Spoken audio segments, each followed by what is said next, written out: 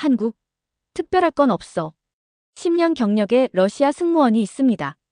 그녀는 평소 얼음 여왕이라고 불릴 정도로 감정 변화가 없다고 합니다. 세계 30개국 이상을 다니면서도 특별함을 느끼지 못할 정도라고 하는데요. 그런 그녀가 한국을 오게 되었고 180도 바뀐 그녀의 행동에 주변 동료들이 충격을 받았다고 합니다. 러시아로 돌아가는 길에 고백한 그녀의 한마디가 세계인들이 한국을 어떻게 생각하는지 알 수 있게 했다고 하는데요. 과연 그녀는 한국에서 어떤 것을 경험했던 걸까요? 비행기 화장실 작은 거울에 비친 제 모습을 빤히 쳐다봤어요. 제 이름은 예카테리나 스미르노바. 모두가 나를 카차라고 부릅니다. 러시아 출신 승무원이며 오늘 32살이 되었습니다. 비행 경력 10년. 30개가 넘는 나라를 방문했답니다. 하지만 그 어떤 곳도 내게 특별한 감정을 불러일으키지 못했어요. 비행기가 하강하기 시작했고 업무로 돌아가야 했어요. 카차. 서둘러. 곧 착륙해. 나탈리아가 문을 두드리며 흥분된 목소리로 외쳤습니다. 그녀는 석 달 전에 우리 항공사에 합류했고 아직도 새로운 나라마다 흥분하곤 하죠. 지금 나갈게. 평소처럼 차분한 목소리로 대답했어요. 동료들이 내 뒤에서 나를 얼음 여왕이라 부른다는 걸 알고 있습니다. 그 별명이 내 감정을 상하게 하진 않아요. 사실이니까요. 모든 곳이 똑같아 보여요. 공항, 활주로, 호텔, 면세점, 입국 심사대까지. 문을 열자 좁은 비행기 복도에서 나탈리아가 실제로 뛰어오르며 눈을 크고 밝게 빛내고 있었습니다. 우리가 정말 한국에 간다니 믿어져. 서울 방문은 내 오랜 꿈이었어. 그녀는 어린아이처럼 손뼉을 쳤어요. 나는 한쪽 눈썹을 들어올렸죠. 그냥 중국과 일본 사이에 끼인 작은 나라일 뿐이야. 하룻밤 자고 내일 떠날 거야. 특별할 건 없어. 그녀의 미소는 조금도 사그라들지 않았습니다. 하지만 서울이 정말 놀랍다고 들었어. 기술, 음식, 음악, TV 프로그램까지. 우리가 지나갈 때 부기장 드미트리가 조종석에서 고개를 내밀었죠. 지난주에 한국 영화 기생충을 봤어. 오스카를 받았더군. 한국 영화는 정말 놀라워. 예의상 미소를 지었지만 속으로는 생각했어요. 드미트리 당신까지.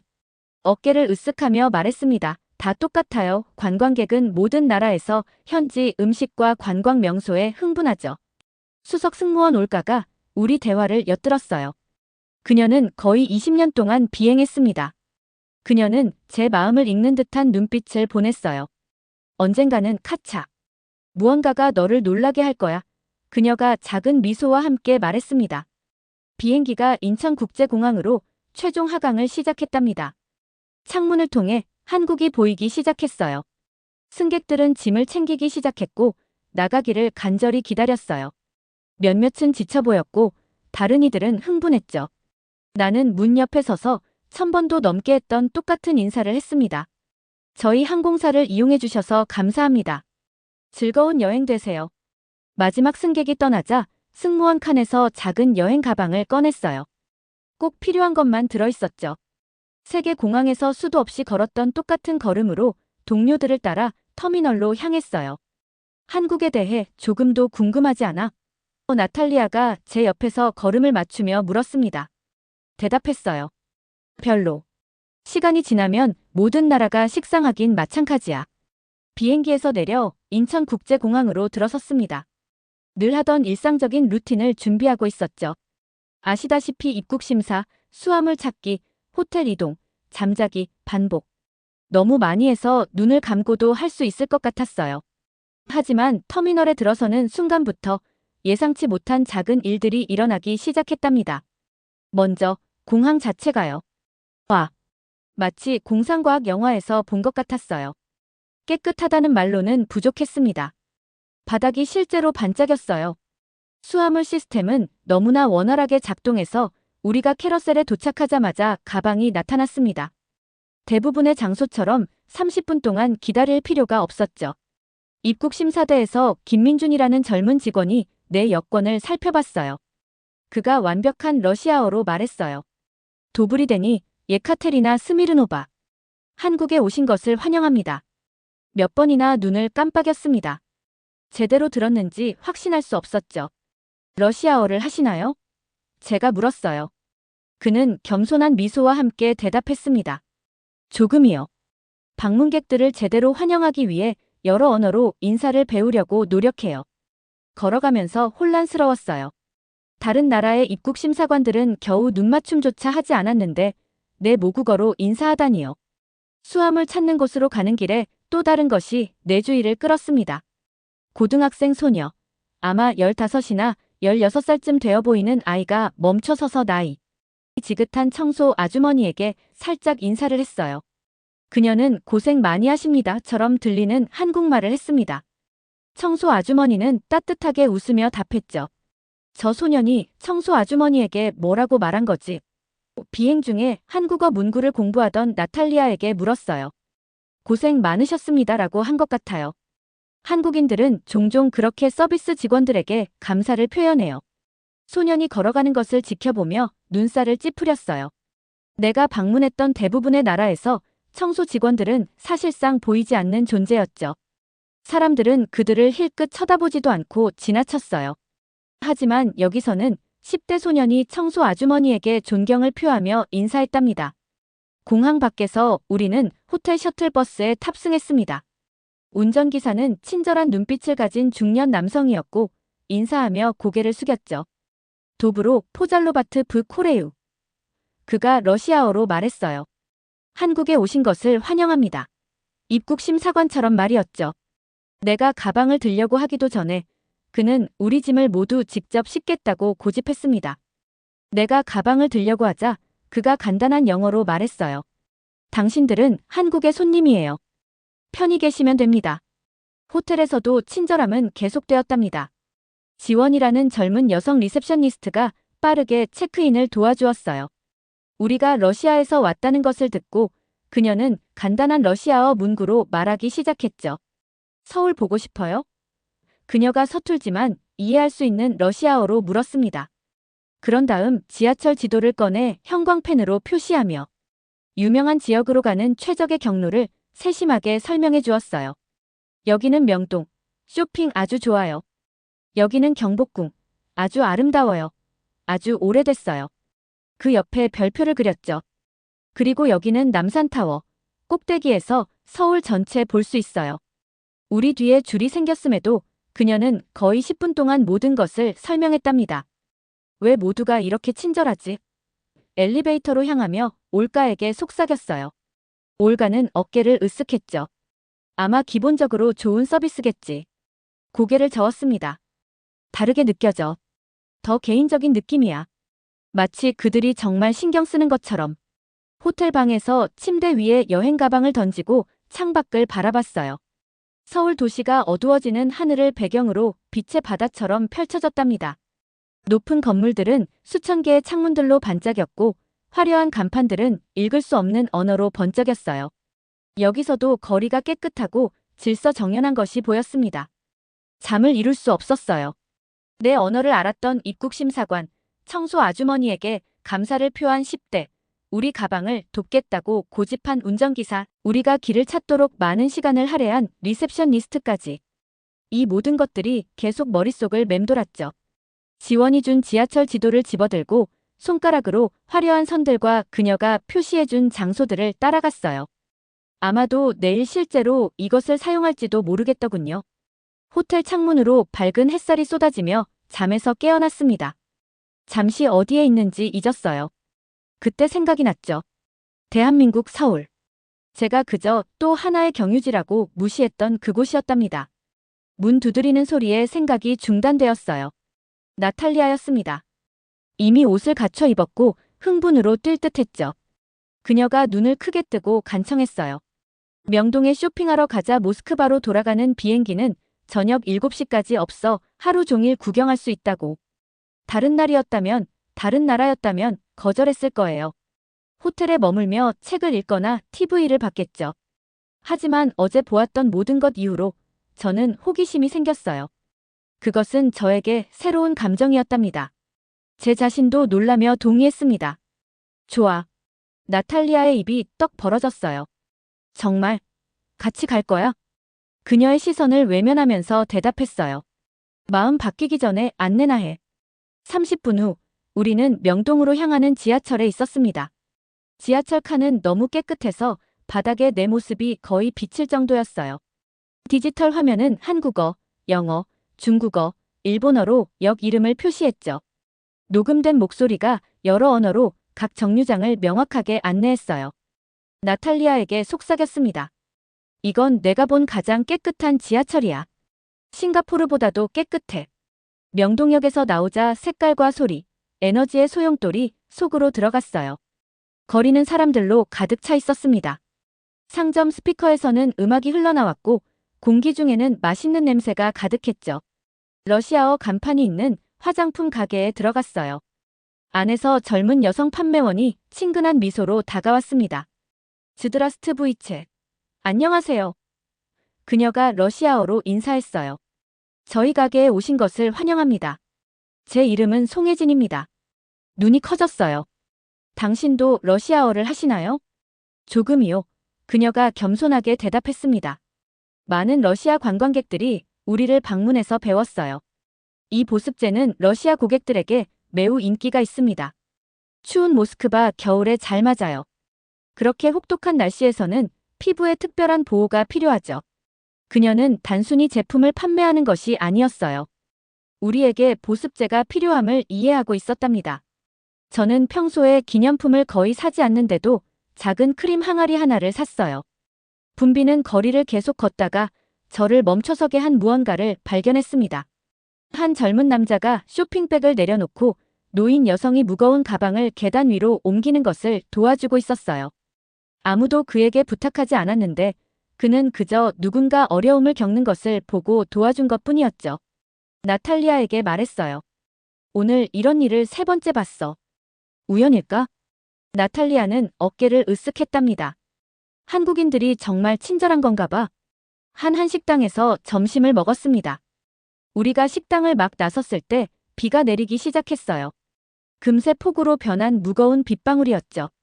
우리가 대피할 곳을 찾기도 전에 근처 가게에서 점원이 우산 2개를 들고 뛰어나왔답니다. 그가 간단한 영어로 말했어요. 빌려드릴게요. 비가 멈추면 돌려주세요. 의심스럽게 그를 쳐다봤습니다. 보증금이나 신분증을 맡겨야 하지 않나요? 다른 나라에서의 방식에 익숙해서 물었어요.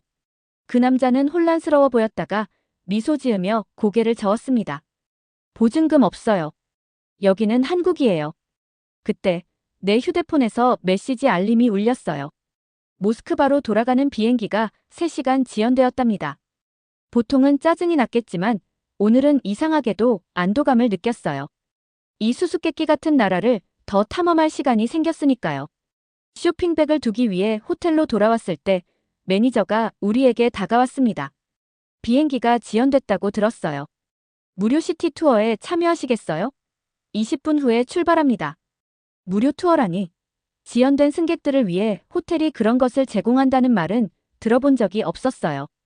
투어는 우리를 아름다운 전통 건축물이 있는 경복궁으로 데려갔고 그 다음에는 길거리 음식 시장으로 안내했습니다. 작은 가판대에서 최순자라는 나이 지긋한 여성이 떡볶이를 만들고 있었어요. 호기심에 주문했답니다. 한 입 베어 물자 입안이 불타올랐어요. 기침을 하며 절박하게 물을 찾았습니다. 내 고통을 보고 최순자 씨는 즉시 우유 한 잔을 가져다 주었어요. 너무 매워요? 덜 매운 걸로 만들어 드릴게요. 그녀는 덜 매운 소스로 3분량을 준비했고 추가 요금을 받기를 거부했어요. 그녀가 요리하는 동안 나는 그녀의 손을 지켜봤습니다. 마치 자기 가족을 위해 요리하는 것처럼 정성스럽게 음식을 준비하고 있었어요. 왜 여기 사람들은 이렇게 친절할까? 혼잣말처럼 속삭였습니다. 호텔로 돌아가는 길에 작은 수레에서 과일을 파는 노인 여성을 지나쳤어요. 갑자기 수레가 튀어오른 곳에 부딪혀 넘어지면서 사과와 오렌지들이 인도에 흩어졌답니다. 1초의 망설임도 없이 2 젊은 남성이 그녀를 도우러 뛰어왔어요. 그들은 모든 과일을 조심스럽게 주워 수레를 고친 다음 사과와 오렌지 봉지를 여러 개 샀습니다.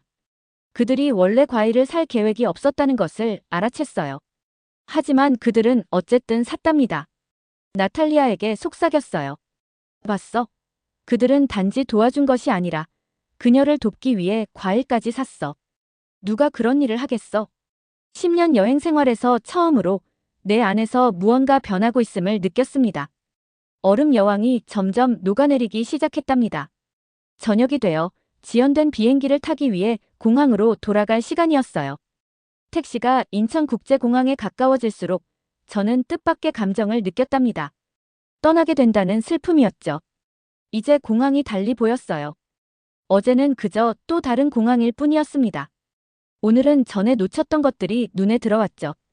벽에 걸린 아름다운 예술 작품, 배경에서 흐르는 부드러운 음악, 직원들의 미소 띤 얼굴, 심지어 사람들이 밀치지 않고 인내심 있게 줄을 서는 모습까지도 이제는 특별하게 느껴졌어요. 나탈리아에게 말했습니다. 비행기 타기 전에 커피 좀 사올게. 뭐 필요한 거 있어? 그녀가 쇼핑백을 정리하며 말했어요. 고마워, 괜찮아. 짐 지키고 있을게. 푸드코트를 돌아다니며 여러 식당을 둘러봤죠. 그때 익숙한 얼굴을 발견했어요. 아까 만났던 떡볶이 아주머니 최순자 씨였답니다. 그녀는 자신의 딸처럼 보이는 젊은 여성과 함께 테이블에 앉아 있었어요. 최순자 씨가 올려다보며 저를 알아봤습니다. 그녀의 얼굴에 환한 미소가 번졌어요. 예카테리나. 그녀가 열정적으로 손을 흔들며 불렀죠. 그녀가 내 이름을 기억한다는 사실에 충격을 받았어요. 놀랐지만 기쁜 마음으로 그들의 테이블로 걸어갔습니다. 말했어요. 다시 만나서 반갑습니다. 최순자 씨가 옆에 있는 젊은 여성을 자랑스럽게 가리키며 말했습니다. 내 딸이에요. 모스크바에 교환학생으로 가요. 딸에게 놀라며 돌아섰어요. 모스크바에 가시나요? 영어로 물었죠. 미나가 고개를 끄덕였습니다. 모스크바 국립대학교에서 러시아 문학을 공부할 거예요. 너무 긴장돼요. 혼자 해외에 나가는 건 처음이거든요. 무언가가 내 마음을 당겼어요. 오랫동안 경험하지 못했던 감정이었죠. 다른 사람에 대한 걱정, 공감. 가방에서 내 명함 하나를 꺼냈습니다. 그녀에게 명함을 건네며 말했어요. 저는 모스크바에 살아요. 무엇이든 필요한 게 있다면 전화하세요. 도시에서 맛있는 한국 음식을 어디서 찾을 수 있는지 물어보는 것일지라도요. 미나의 눈이 커졌어요. 정말요? 정말 감사합니다. 최순자 씨가 양손으로 내 손을 꼭 잡았답니다. 그녀의 손은 따뜻했고 오랜 요리 경험 때문에 약간 거칠었어요. 그녀는 가방에서 아름다운 한복을 입은 작은 한국 전통 인형을 꺼냈습니다. 그녀가 그것을 내 손에 쥐어주며 말했어요. 선물입니다. 내 딸 도와줘서 고마워요. 놀라움에 대답했어요. 하지만 아직 아무것도 하지 않았는데요. 그녀는 눈에 완전한 신뢰를 담고 간단히 말했습니다. 저는 당신을 믿어요. 감정에 목이 메였어요. 재빨리 기내용 가방을 뒤져 아껴두었던 러시아 초콜릿 상자를 찾았습니다. 그녀에게 건네며 말했어요. 당신에게 드릴게요. 러시아 초콜릿이에요. 최고급이죠. 최순자 씨와 미나에게 작별 인사를 한 후 비행기 타기 전에 화장실을 가야 한다는 걸 깨달았어요. 여전히 작은 인형을 손에 든 채 복도를 서둘러 내려갔습니다. 화장실에서 또 다른 익숙한 얼굴을 봤어요. 어제 고등학생이 인사했던 청소 아주머니 박영숙 씨였죠. 완전히 놀랍게도 그녀도 저를 알아봤답니다. 러시아 아가씨. 그녀가 환한 미소로 말했어요. 이제 집에 가나요? 어떻게 저를 기억하는 걸까요? 공항은 매일 수천 명의 여행객을 볼 텐데요. 놀라며 고개를 끄덕였습니다. 박영숙 씨는 제복 주머니에서 한국 국기가 달린 작은 열쇠고리를 꺼냈어요. 작은 선물이에요. 한국을 기억해 주세요. 그 자리에 서서 완전히 말문이 막혔어요. 청소 아주머니가 저에게 선물을 주다니요? 단 한 번 본 낯선 사람인 저에게. 감사합니다. 눈가가 뜨거워지는 것을 느끼며 말했어요. 모든 것을 이렇게 깨끗하게 유지해 주셔서 감사합니다. 여성의 눈이 미소를 지으며 반달처럼 접혔습니다. 한국에 다시 오세요. 수년 만에 처음으로 뺨을 타고 흐르는 눈물을 느꼈어요. 한국 좋아요? 그녀가 희망에 찬 눈으로 물었어요. 한국 정말 좋아요, 최고예요. 감정에 목이 메며 대답했습니다. 나탈리아가 기다리고 있는 게이트로 돌아갔어요. 그녀가 저를 자세히 살펴봤죠. 울었어? 그녀가 충격받아 물었어요. 아니. 사실 조금 울었어. 굳이 거짓말을 하지는 않았어요. 네가 얼음 여왕이 울었다고? 무슨 일인데? 그녀가 놀리긴 했지만 부드럽게 물었습니다. 인형과 열쇠고리를 그녀에게 보여줬어요. 완전한 낯선 사람들이 이것들을 주었어. 앞으로는 만나지 않은 사람들이. 왜 그랬을까? 나탈리아가 간단히 대답해 주었어요. 그게 한국이니까. 모스크바로 돌아가는 비행기에 탑승하면서 창밖으로 멀리서 빛나는 서울의 불빛을 바라봤어요. 중요한 것을 깨달았죠. 대한민국은 더 이상 그저 또 다른 경유지가 아니었답니다. 내 인생의 전환점이 되었어요. 승무원 좌석에 앉아 안전벨트를 맸습니다. 한국이 내가 방문했던 30여 개국과 다른 점은 무엇이었을까요? 건물도, 음식도, 풍경도 아니었어요. 그것은 사람들과 그들이 서로를 대하는 방식이었죠. 한국에서 나는 단지 명소를 본 것이 아니라 관계를 봤어요. 청소 직원에게 보여준 존중, 낯선 사람들에게 제공된 도움, 보증금 없이 빌려준 우산, 노인 판매자를 돕기 위해 구매한 과일, 작별 선물로 준 열쇠고리. 이 모든 작은 순간들이 진정한 배려와 존중의 문화를 드러냈답니다. 비행기가 인천에서 이륙할 때 올가가 관찰했어요. 달라 보이네요. 무슨 일 있었어요? 수년 만에 처음으로 눈까지 도달하는 진짜 미소를 지으며 말했죠. 그냥 좋네요. 한국이요. 올가가 놀렸어요. 얼음 여왕이 마침내 녹았군요. 인정했습니다. 아마도요. 여행할 때 항상 건물, 음식, 풍경만 봤었어요. 한국에서는 사람들을 봤죠. 그들이 서로를 어떻게 대하는지, 어떻게 배려하는지. 그게 특별한 거예요. 서울의 불빛이 구름 아래로 사라지면서 결심했어요.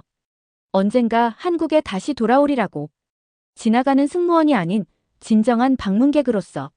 그리고 그동안 한국의 따뜻함을 조금이나마 러시아로 가져가겠다고 다짐했답니다. 나탈리아와 올가에게 말했어요. 한국은 기술적으로 발전했어요.